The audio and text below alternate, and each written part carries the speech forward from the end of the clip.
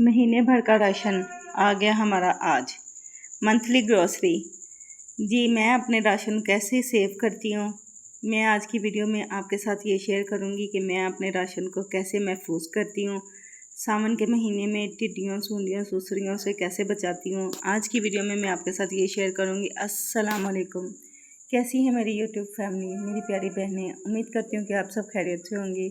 तो जी आज हमारा ये महीने का राशन आ गया, तो ये सारा सौदा सेल्फ जो है मैं महफूज करने लगी हूँ और मैंने आपके साथ सेव कर लूँगी, साथ शेयर करूँगी। सॉरी, अपनी वीडियो थोड़ी सी वॉइस ओवर करने में मसला हो रहा है। तो ये देखिए, ये मैं अपनी एक आदत है जो आपके साथ शेयर करना चाहूँगी कि मेरी ये आदत है। मुझे लगता है कि ये हर किसी औरत में आदत होनी चाहिए और ये बहुत अच्छी आदत है कि जैसे ही राशन आए तो सबसे पहले इंसान को क्या करना चाहिए, जैसे उन्होंने लिस्ट बनाई हो उस लिस्ट के मुताबिक अपने राशन कंप्लीट करो।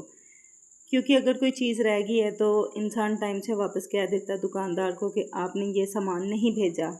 बाज़ औक़ात ऐसा हो जाता है कि दुकानदार सामान रखना भूल जाते हैं, तो बाद में मसला ना बने, इसलिए पहले आप अपनी लिस्ट को चेक करें, सारे सामान को देखें। उसके बाद मेरी एक ये आदत है कि मैंने ये जो सर्फ़, साबुन, शैम्पू और बर्तन धोने वाले साबुन, ये सब जो सामान होते हैं ना, ये मैंने सारा कुछ एक साइड पे करना आता है।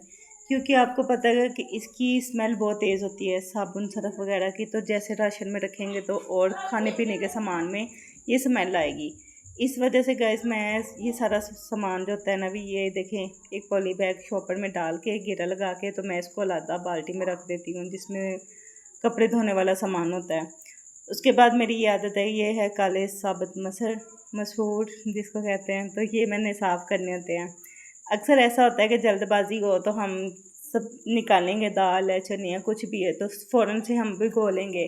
टाइम की बचत एक बार आपको थोड़ा सा करना पड़ता है, टाइम ज़्यादा देना पड़ता है क्योंकि दाल वगैरह साफ़ करने पे थोड़ा सा टाइम लगता है। ये देखिए, ये चने की दाल है।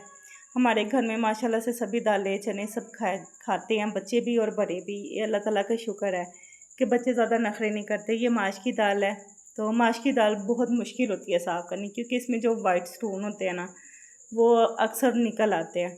बाज़ औक़ात तो ऐसा भी होता है, स्टार्टिंग में शुरू में जब मेरी शादी हुई तो अक्सर मुझसे ये वाइट स्टोन रह जाते होते थे, जिसकी वजह से वो मुंह में आते थे, तो फिर खाने का जायका आपको पता है दिल नहीं करता, जायका भी ख़राब लगता है। तो ये सफ़ेद चने, ये देखिए, ये मैंने अपने सारे सफ़ेद चने, काले चने, दालें सब मैंने साफ़ कर लिया है।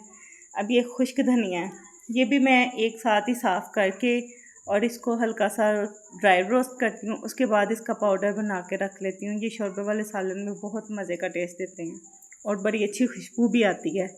तो ये देखिए जी, ये है चीनी हमारी इस महीने मैंने 2 किलो मंगवाई है। सावन का महीना है तो चीनी वैसे भी हमारे घर में कम इस्तेमाल होती है। ये देखिए, बिल्कुल नमी नहीं थी चीनी में, तो वो थोड़े से रह गए थे, वो धनिया वो भी मैंने पीस लिया है।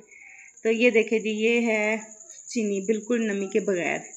और इसको नमी के बगैर कैसे रखते हैं, ये है कच्चे चावल जो मैं थोड़े से इसमें शामिल कर देती हूँ। अगर आप करना चाहें ऐसे तो ऐसे कर सकते हैं, वरना आप एक टिश्यू के कवर में ना, टिश्यू में कवर करके तो पोटली बना के वो भी रख सकते हैं। अगर चाहें तो जैसे ये मैं लौंग रख रही हूँ दालों में, आप ये लौंग भी रख लें, जो आपको अच्छा लगता है, तेज़पत्ता, लौंग या फिर कच्चे चावल। ये लौंग के साथ चीनी पे कोई असर नहीं आएगा, खुशबू का या जायके का कोई फ़र्क नहीं पड़ता। तो ये देखिए, ये जो लौंग होते हैं ना, इसकी वजह से वो जो सुसरी सी होती है ना, सुंडियाँ, सुसरी और कीड़े वगैरह, वो दालों को नहीं लगते, दालें महफूज रहती हैं। तो ये देखिए जी, ये मैं कैप लगा के रख रही हूँ।